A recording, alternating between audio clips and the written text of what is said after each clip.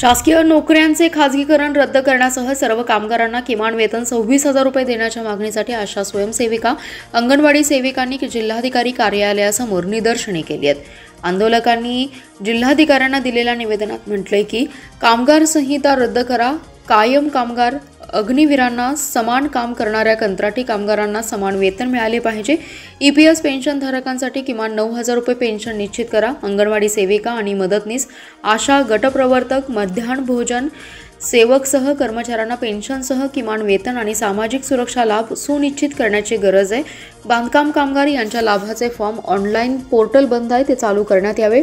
गटप्रवर्तकांना Google लोकेशनची सक्ती देण्यात येऊ नये।